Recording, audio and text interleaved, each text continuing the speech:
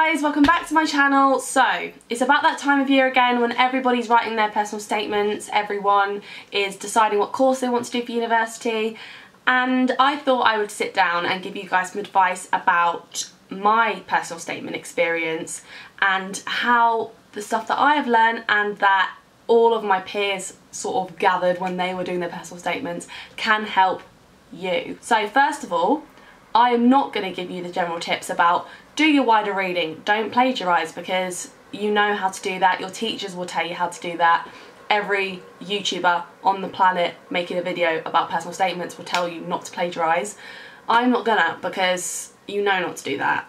You know not to do that. However, I am going to start with where I applied, where I got into, what course I did, so that you guys know I'm not like lying. Lie.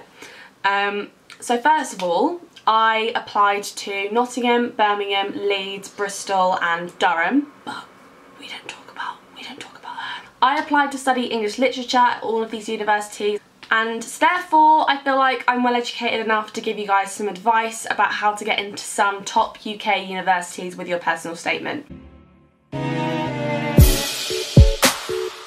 My first tip is actually want to do the course, because it is so obvious when people who apply to do their personal statements don't actually want to study what they're doing. Don't just go to university for the experience. It's £9.5 grand a year on going to university for the experience. Like, no, you want to do a course you're going to enjoy, you want to do something that's going to take you, like to do a job that you really enjoy. Don't just pick anything at a university you don't really care about, because it's 3 years of your life. It's like going to end up being about 50 grand of debt. Like, really think about it and make sure you're passionate about what you want to do, because, you know, it's like 3 whole years of your life. Second tip, don't start with the introduction. It is the hardest thing when you're writing an essay or CV or personal statement of any kind.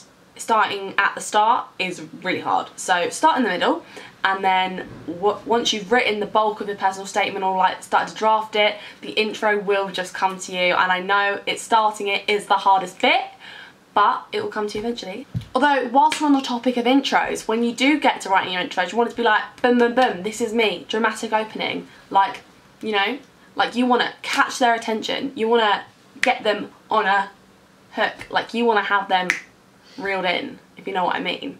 Just like, you know, be dramatic, don't be cringy. Don't say when I was like 5 years old I dreamt about studying environmental sciences, because I guarantee you absolutely did not.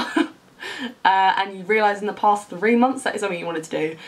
But, you know, just show you're passionate, just don't lie, don't be annoying, don't have them cringy openings, you'll be fine.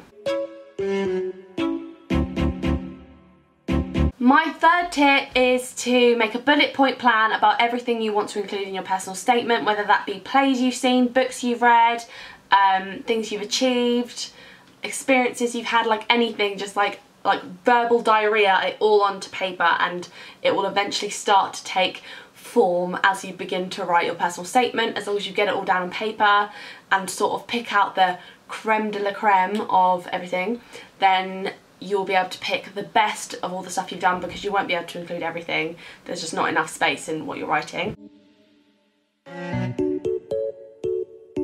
My next tip is actually to look at the admission statements on universities' websites. So all the courses that I applied to for English literature all had admission statements, and basically what those are is when universities they put out statements about exactly what they want you to put in your personal statement for that subject. So, you know, I definitely had one for Bristol, definitely had one for Nottingham, but I'm sure they have one for each subject. Like, it's a really helpful guide, because at least you know then exactly what the university and the admissions tutors for your course are looking for, and it's definitely a resource I think you guys should definitely look into if you're planning on applying to university. The next thing I would say is make everything you say relevant. So if you won the 100 metres in athletics, then why is that relevant to you studying sports management? Why? Tell me why. Tell me how it links. Because if you don't tell me, then the admission tutors ain't gonna know why it's relevant. So yeah, you took part in every single musical and school show. But how is that relevant to you studying mathematics, hun? My next tip is definitely to have a structure to your personal statement. So my structure was literally intro, analysis of a book I've read, a bit about plays I've seen that relate to English, other personal achievements, conclusion. You know, you can work that around whichever way you want, but structuring is important. Okay, my next tip is don't conclude with what you want your future career to be, because the university don't care. Quite frankly, they want your goals to be solely on the academics. So if you're saying, oh yeah, I want to study English because I want to be a journalist, then you're not saying you want to study English because you love reading, you love studying books, are you? No, you got to say like, you know, and I can't wait to start studying English. You don't want to just say like, oh yeah, this is a stepping stone for me, because they don't want to be just a stepping stone. In their eyes, they are the final destination, do you know what I mean?